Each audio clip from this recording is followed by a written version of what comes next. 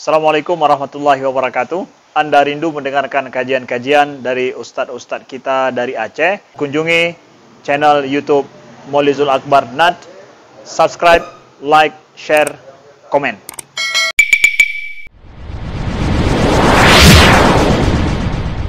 Dan seluruh sahabat-sahabatnya,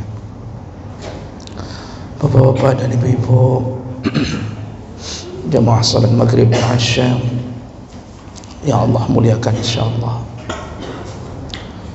Di pertemuan yang lalu kita sudah membahas beberapa perkara seputar masalah kurban. Kita sudah bahas bahwa baru sah kurban kalau terlepas memenuhi syarat, dan syarat pertama, tidak boleh ada aib pada binatang kurban. Dan aib yang dimaksud ada 4 aib besar, jangan ada pada binatang kurban.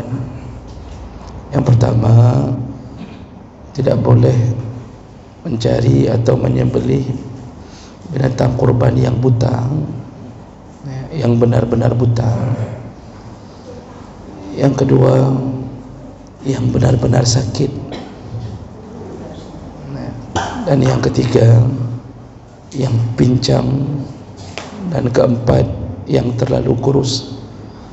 4 aib ini kalau ada pada binatang kurban tidak sah kurbannya.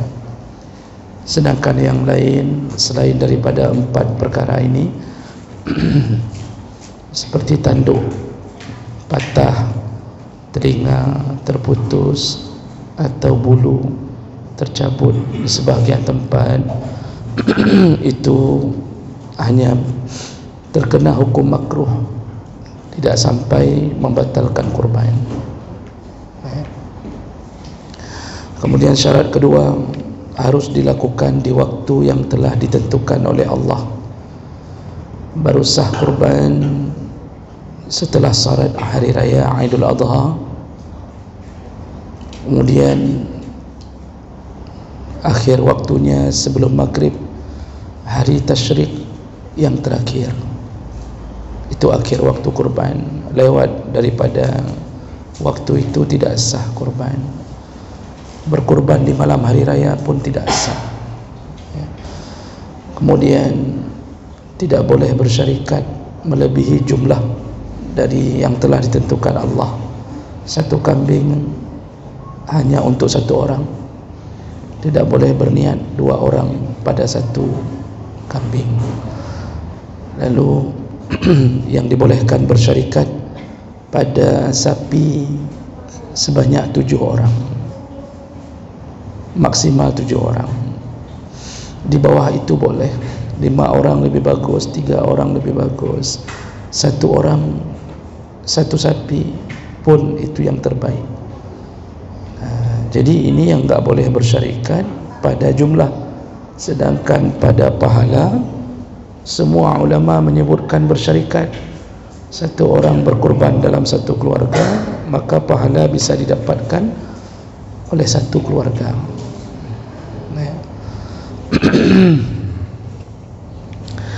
Baik, berikutnya kita sudah bahas beberapa perkara tentang kurban-kurban yang terbaik. Jadi kalau disuruh pilih, apakah lebih baik berkurban sapi atau berkurban kambing atau kibas, mana yang lebih baik, kurban sapi atau kibas? Menurut mazhab Hanafi, mana yang lebih banyak daging itu yang lebih baik. Mana yang lebih banyak dagingnya itu yang lebih baik. Jadi maksudnya, kalau 7 orang bersyarikat pada 1 sapi, atau perbandingannya dengan 7 orang membeli 7 ekor kambing, mana yang lebih banyak daging? Kalau lebih banyak daging sapi, maka sapi yang lebih baik. menurut mazhab Hanafi. Kalau seandainya 7 kambing lebih banyak daging daripada 1 sapi, maka menyembelih kambing lebih bagus. Itu kalau menurut mazhab Hanafi. Jadi sandarannya kepada mana yang lebih banyak dagingnya. Sedangkan menurut mazhab Malik, yang terbaik itu kibas, kambing, baru sapi, baru unta, dengan beberapa alasan. Yang pertama, daging kambing lebih lezat. Yang kedua, Nabi setiap tahun berkurban dengan kibas, kecuali tahun terakhir. Tahun terakhir Nabi berkurban dengan 100 ekor unta. Tahun beliau meninggal dunia. Selain daripada itu, hadis-hadis menyebutkan Nabi lebih sering berkurban dengan kibas atau kambing. Itu alasan kedua dari mazhab Malik yang mengatakan kambing lebih baik. Alasan ketiga, ketika Nabi Ismail disembelih diganti dengan kibas. Kalau seandainya sapi lebih baik atau unta lebih baik, pasti Allah ganti dengan unta atau sapi. Begitu hujjah dari mazhab Malik yang mengatakan berkurban kambing atau kibas lebih baik daripada sapi. Sedangkan mazhab Syafi'i dan Hambali menyebutkan bahawa kurban yang terbaik urutannya adalah unta, summal baqar, lalu sapi, summa dha', lalu baru kambing atau kibas. Sandarannya adalah mana yang lebih mudah, yang lebih bermanfaat kepada fakir miskin, itu yang lebih baik untuk disembelih. Pilihannya mana yang lebih banyak manfaatnya untuk fakir miskin.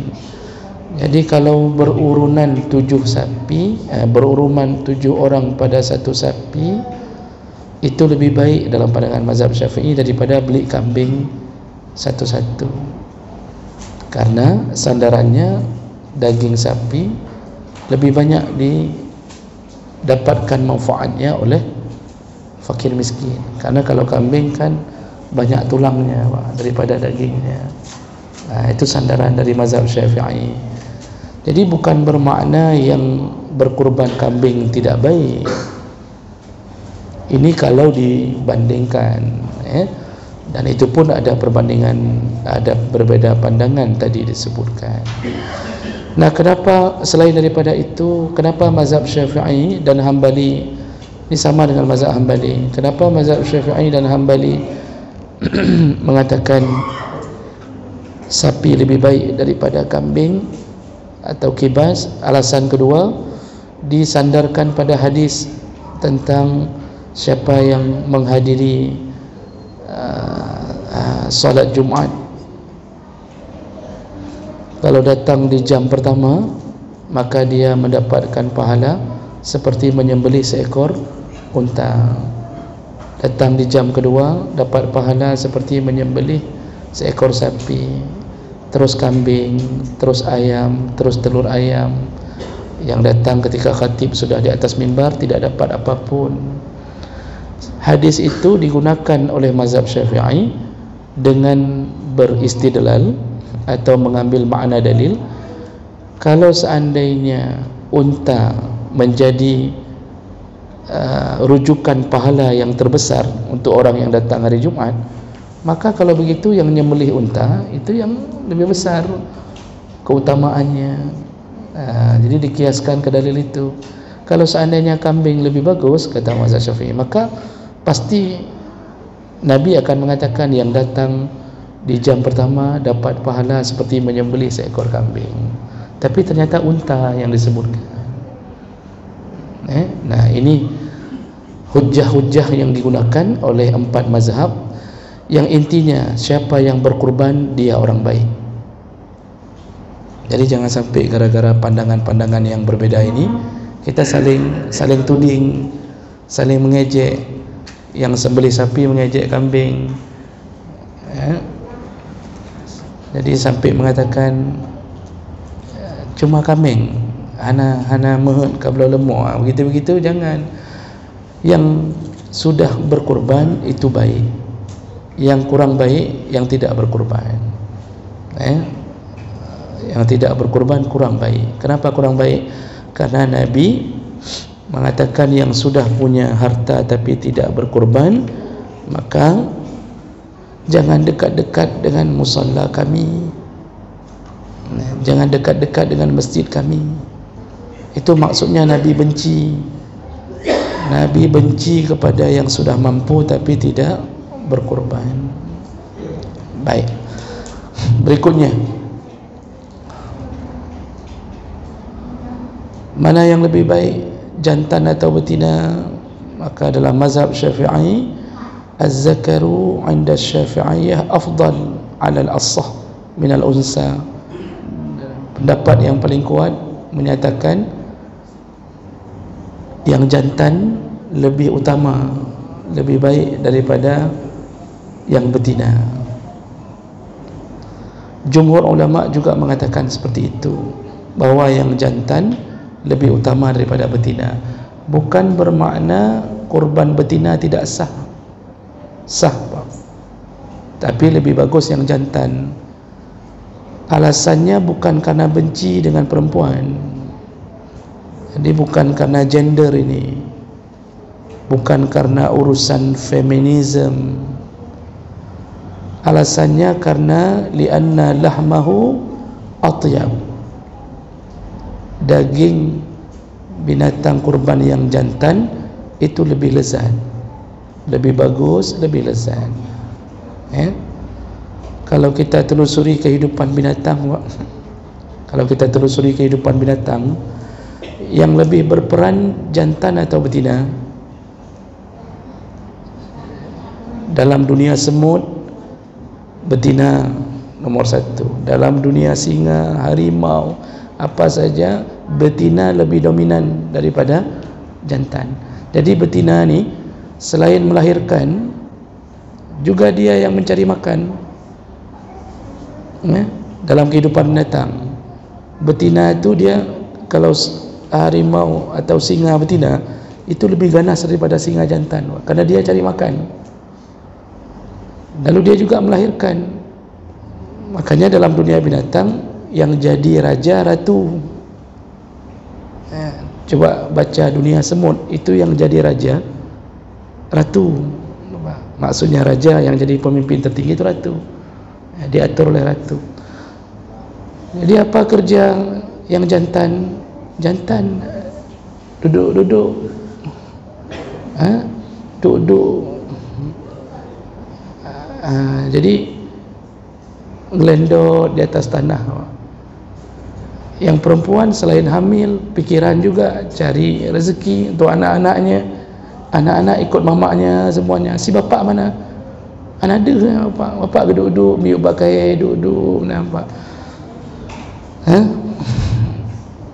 Makanya karena dia agak terjaga kok gerakannya, dagingnya lebih enak.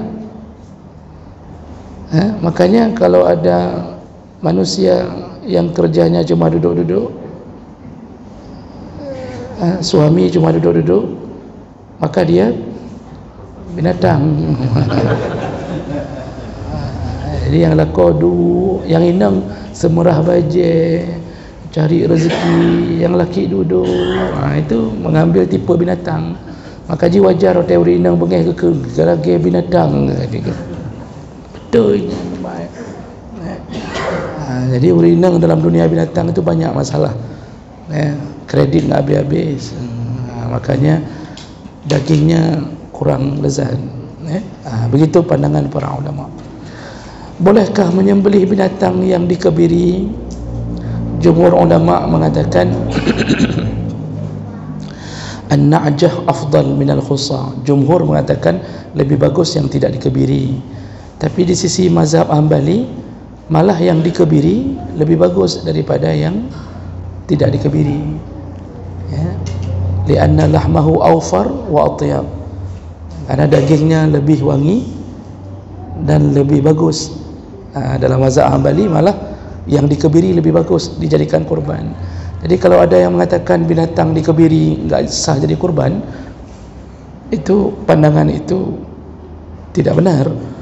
Jadi para ulama tidak membicarakan sah tidak sah, hanya membicarakan mana yang lebih afdal. Dan itu terjadi perbedaan pandangan. Lalu warna binatang kurban, urutan yang sepakati oleh jumhur ulama, warna terbaik yaitu putih. Warna terbaik putih, lalu summa safra, lalu kuning. Kalau tidak ada kuning, summal afra. Afra itu putih ke kuning-kuningan atau abu-abu. Tidak ada juga, cari al-hamra yang merah. Merah, kalau mungkin kita ke coklat-coklatan merahnya. Tidak ada juga urutan berikutnya summal balqa, baru cari yang belang-belang. Tidak ada juga pilihan terakhir summa sauda, yaitu hitam. Jadi hindari dulu warna hitam. Paling enggaknya warna putih lah. Putih, abu-abu, kuning, lalu abu-abu, lalu merah, coklat-coklatan, lalu belang-belang, hitam putih, lalu terakhir pilihan pada sauda. Ini berdasarkan beberapa hadis. Di antaranya amalan Nabi sallallahu alaihi wasallam. Nabi selalu kalau berkurban mencari kabasyain amlahain. Nabi dalam hadis sebutkan kalau berkurban dengan kibas, beliau mencari yang putih. Kenapa hitam jadi nomor pilihan terakhir? Bukan karena buruknya binatang yang berkulit hitam, tetapi hitam itu sering diidentikan dengan jelmaan syaitan. Coba lihat beberapa hadis. Nabi pernah mengatakan syaitan itu suka menjelma menjadi anjing hitam, lalu kemudian kadang-kadang menjelma menjadi ular hitam. Waktu saf tidak rapat, kosong, diisi oleh syaitan yang berbentuk anak kambing hitam. Makanya hitam itu bukan pilihan utama. Ini Pak, warna-warna ini hanya berlaku pada binatang, tidak berlaku pada manusia. Jadi baik ada kejadiannya kandangin guru hitam, lalu nak pegah hitam itu tidak utama, tidak. Kalau manusia yang paling utama itu hatinya, ketakwaan dalam hati. Inna akramakum indallah atqakum. Yang paling mulia di antara kalian yang paling bertakwa. Banyak isteri hitam tapi hatinya putih, tetap dicintai suaminya sampai akhir hayat. Banyak isteri putih, hatinya hitam, 2 bulan diceraikan sama suaminya. Banyak suami hitam, isi dompetnya tebal, tetap dicintai. Tetap dicintai. Jadi hitam tu enggak berlaku pada manusia, berlaku hanya pada binatang pilihan ini, Pak. Saya punya teman-teman dari Afrika waktu kuliah. Banyak teman-teman Afrika dari Guinea Conakry, Guinea Bissau, dari Nigeria, banyak sekali. Saya lihat, Pak, rata-rata teman Muslim dari Afrika, mereka lebih rendah diri, tawadhu', lalu setia. Tapi teman-teman yang kulit putih, Bosnia, Albania, rata-rata sombong. Rusia sombong secara umum, apalagi yang dari Eropah.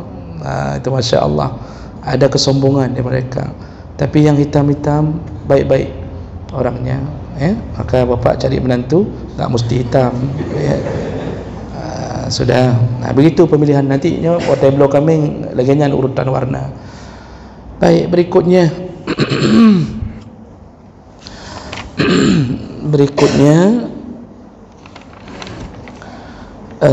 masalah Ini masih penjelasan panjang lebar detail masalah itu tentang daging kurban. Hukum daging kurban. Jadi pembagian kurban itu berdasarkan perintah Allah dan perintah Nabi itu dibagi menjadi 3 bahagian. Allah mengatakan dalam surat Al-Hajj, fakulu minha, sepertiga makanlah, wa at'imul qani, sepertiganya berikanlah kepada yang miskin, yang membutuhkan, wal mu'tar, dan sepertiganya lagi berikanlah kepada yang tidak membutuhkan. Nah, ini pembagian langsung dari Allah. Makanya para jumhur ulama mengutamakan proses pembagian ini.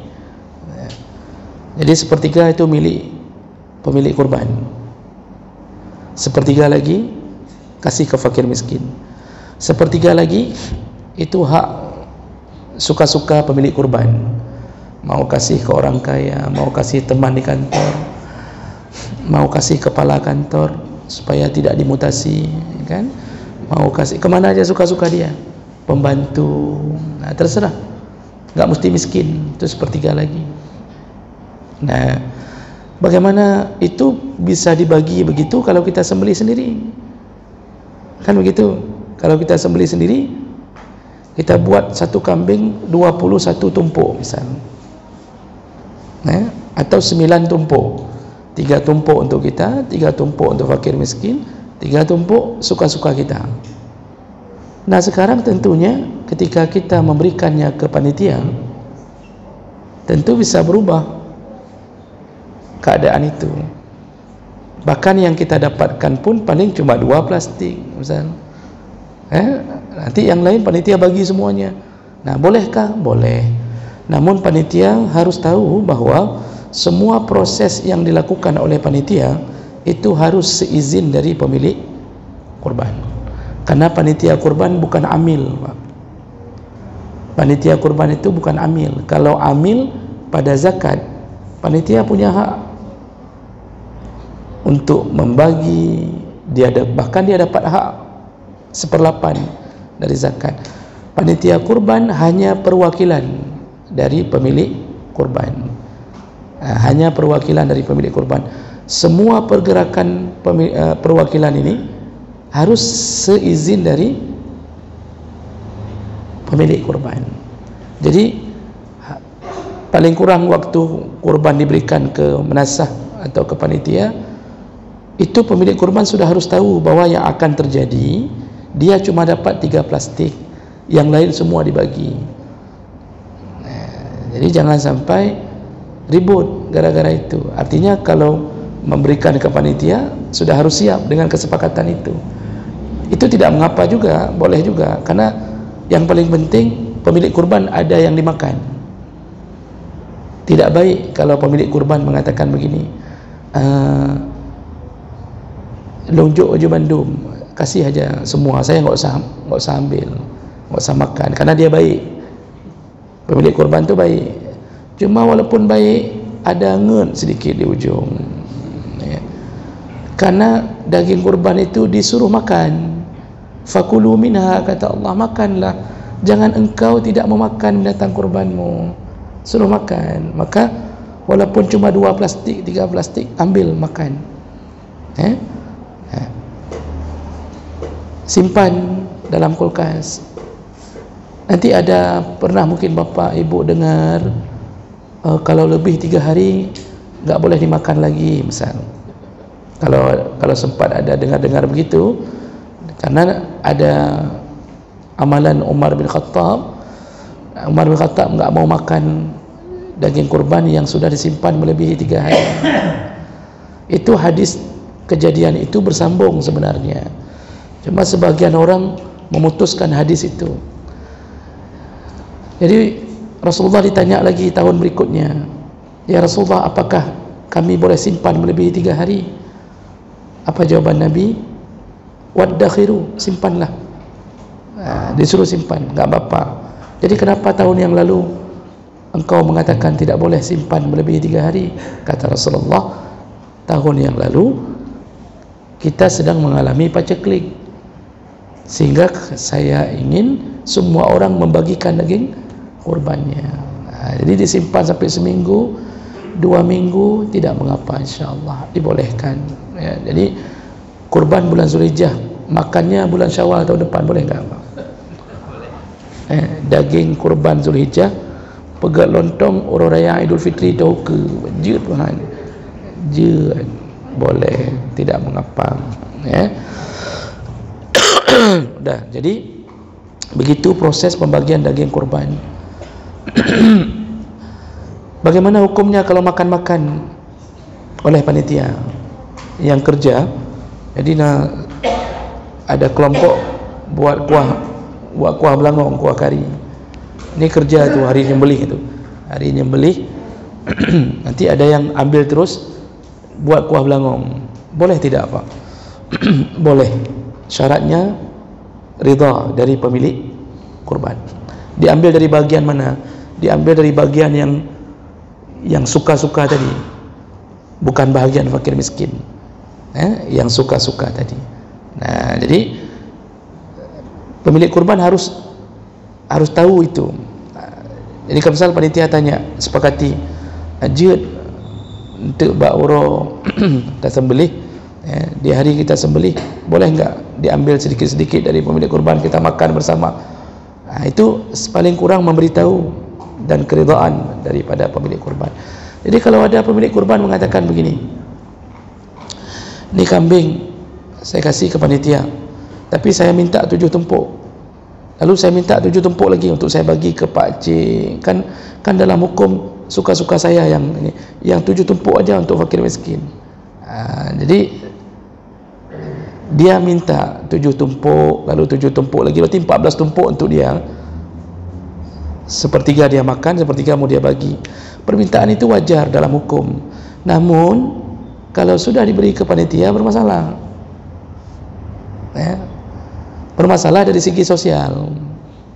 Maka panitia nanti kalau sudah dapat komplain kayak gitu semuanya, panitia akan mengatakan, Kak Cok, kamen kayak awak kayak kokrok. Akan begitu kejadiannya. Jadi ini harus betul-betul disepakati di awal apa yang akan terjadi dalam proses penyembelihan. Kecuali kurban wajib. Kurban wajib itu yang tidak boleh dimakan, semua harus diberikan kepada fakir miskin. Kalau kurban wasiat orang meninggal, ahli waris enggak boleh makan, orang kaya enggak boleh makan, semua harus ke fakir miskin. Begitu dalam mazhab Syafi'i. Bisa juga kurban wajib itu kurban nazar, dinazarkan. Dari dulu dah nazarkan, ditayin nyo kambing nyo ke kurban, nyo yang warna nyo kurban, itu sudah menjadi seperti nazar, menjadi kurban wajib.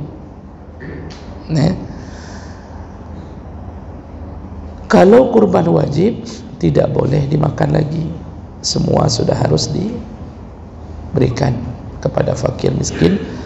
Tapi yang wasiat orang kaya pun enggak boleh makan. Nah, begitu. Lalu bagaimana hukum kulit kurban? Kulit kurban disepakati dan paling kuat pandangan mengatakan kulit kurban haram untuk dijual. Bukan kulit saja, semua bahagian dari kurban. Lemaknya, jeroannya, dagingnya, kepalanya, bulunya, susunya tidak boleh dijual. Cuma yang paling banyak kejadian pada daging, pada kulit. Karena yang lain biasanya semua dibagi. Kulit hana tuhome. Jumhur ulama, walaupun nanti ada kalangan-kalangan minoritas yang menyebutkan boleh dijual, kalau tidak tahu mau dibawa ke mana lagi. Jadi sudah mubazir, kamu tumpuk 10 lembu, bertumpuk kulit misal, dijual tapi dengan syarat semua hasil penjualan kembali diberikan kepada fakir miskin. Itu ada pandangan. Bahkan dalam mazhab Syafi'i sendiri ada ulama-ulama Syafi'iyah yang mengatakan itu. Tetapi tidak aman, Pak. Perbuatan itu tidak aman. Kenapa? Ada hadis yang paling kuat yang menyebutkan, hadis sahih riwayat Al-Hakim, Rasulullah mengatakan, man ba'a jilda udhiyatihi fala udhiyata lahu. Barang siapa yang menjual daging, menjual kulit dari binatang kurbannya, maka tidak dianggap berkurban, enggak sah, kurbannya tidak diterima yang menjual kulit dari binatang kurban. Kalau Imam Nawawi menyebutkan dalam Majmu' Syarah Muazzam, pandangan yang paling kuat dalam mazhab kami, enggak boleh jual kulit binatang kurban. Jadi digunakan untuk apa? Dimanfaatkan boleh. Untuk apa saja? Ambil kembali oleh pemilik kurban, dicuci, disamak, lalu dibuat jadi hiasan, kan? Jadi dibuat jadi hiasan apa misal, atau dibuat jadi tempat keset kaki, atau taplak meja, atau dibuat jadi spray. Pingin rasanya tidur di atas binatang giban, pingin tidur di atas lembu, kayak mana rasanya, dibuat jadi spray, silakan. Aisyah radhiyallahu anha itu dulu ittakhazat min jildi udhiyatiha saqa. Aisyah mengambil kulit binatang kurbannya lalu dijadikan sebagai tempat minum, dibuat jadi kantong untuk tampung air minum.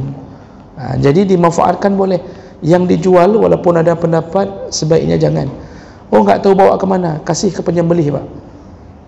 Kasih aja ke urung sembelih tempat dapur aja, tampur. Tidak masalah. Oh, ada orang minta, orang miskin minta, kasih saja. Itu lebih aman daripada menjualnya. Karena menjual itu hanya pendapat pendapat beberapa ulama. Tapi kesepakatan yang paling kuat diharamkan untuk dijual. Bisa-bisa kurban kita enggak dianggap gara-gara menjual kulit, ya. Baik, sedikit lagi, setelah itu kita bertanya jawab. Lalu berikutnya, memindahkan kurban ke tempat yang lain. Mazhab Hanafi mengatakan makruh nakluha, makruh memindahkan kurban dari satu tempat ke tempat yang lain, kecuali dengan alasan tempat itu yang kita akan pindahkan lebih membutuhkan daripada tempat kita berdomisili. Jadi mau kirim ke kampung, alasannya orang miskin di kampung enggak ada yang kurban, sedangkan di Lancang Garam udah ramai yang kurban. Lalu kita kirim ke Aceh Selatan, boleh kalau alasannya enggak ada yang kurban di sana. Orang miskin memang berharap-harap dari kita, itu baru boleh. Tapi kalau di sana ada yang kurban, di sini ada yang kurban, tetap di sini tempat munculnya harta, di situ disuruh kurban. Kalau mazhab Malik mengatakan tidak boleh memindahkan kurban melebihi jarak boleh qasar salat, iaitu 90 km. Jangan pindahkan kurban. Jadi maksud jangan pindahkan kurban ni, kalau di bawah 90 km aman. Jadi ke Biren baru 60 aman, ke Pantau Labu aman. Tapi kalau sudah ke Singli itu sudah tidak aman. Dalilnya Nabi tidak pernah memindahkan kurbannya. Nabi enggak pernah kirim kurban ke Mekah, padahal di sana keluarga besarnya di sana, enggak pernah dikirimkan oleh Nabi. Selalu Nabi kurban di Madinah. Kalau mazhab Syafi'i dan Hambali, mazhab Syafi'i dan Hambali sama dengan mazhab Malik. Bahkan kalimat yang dipakai dalam kitab-kitab Syafi'i, wa yuhramu nakluha, haram memindahkan kurban yang melebihi jarak masafatil qasar. Haram memindahkan kurban melebihi jarak boleh qasar salat. Jadi juga begitu dikuatkan. Jadi maksud memindahkan kurban sebelum disembelih kambingnya kita kirim atau transfer uang. Itu yang dimaksud. Tapi kalau sudah disembelih, dagingnya mau kita kirim kemana saja tidak mengapa, dibolehkan. Yang belum disembelih yang maksud jangan pindahkan kurban, kecuali alasannya sama tadi. Mazhab Malik pun mengatakan sama, kecuali ada orang miskin di kampung yang kita pindahkan yang tidak ada kurban, sedangkan di tempat kita berdomisili sudah banyak kurban. Itu baru dibolehkan, alasan itu saja. Maka tidak perlu kirim kurban ke Palestina kalau masih banyak orang miskin di sekitaran kita. Ke Palestina itu jangan kirim kurban. Palestina itu kirim sedekah, hibah. Kurban apa ya kirim ke dia. Ada lagi yang punya program berkurban di Makkah. Ini lebih bodoh lagi program berkurban di Makkah. Jadi dipikir berkurban di Makkah lebih utama daripada berkurban di sini. Kalau salat di Masjidil Haram ya, kurban enggak, di mana munculnya harta, di situ disuruh berkurban. Terakhir, ini terakhir biar ada 10 menit kita bertanya jawab. Berkurban untuk orang lain apa hukumnya? Dalam mazhab Syafi'i, la yudahi 'anil ghair bighairi izni. Tidak sah berkurban untuk orang lain kecuali dengan seizin orang yang kita niatkan itu.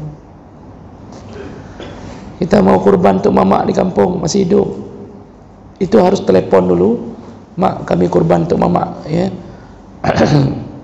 Seizinnya. Kalau nggak ada izin, kita mau buat kejutan, kita habis kurban kita kasih tahu mamak, mama ada kurban, udah kami kurbankan. Nggak sah kurbannya, karena yang punya kurban nggak tahu apa-apa, nggak ada niat pun, nggak tahu apa-apa. Sedangkan niat berkurban salah satu bahagian yang paling utama. Ini dia nggak tahu apa-apa, tiba-tiba ada kurban, nggak sah. Dalam mazhab Syafi'i tidak sah.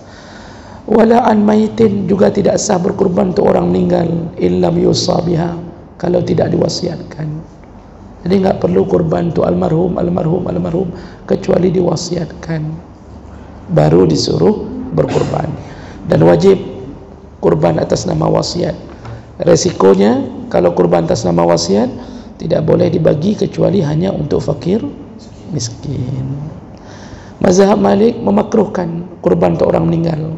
Yang membolehkan mazhab Hanafi dan Hambali, membolehkan kurban untuk orang meninggal. Mudah-mudahan Allah ringankan kita sebelum kita menghadap Allah Subhanahu wa taala. Subhanakallahumma bihamdik, asyhadu an la ilaha illa anta, astaghfiruka wa atubu ilaik. Wassalamualaikum warahmatullahi wabarakatuh.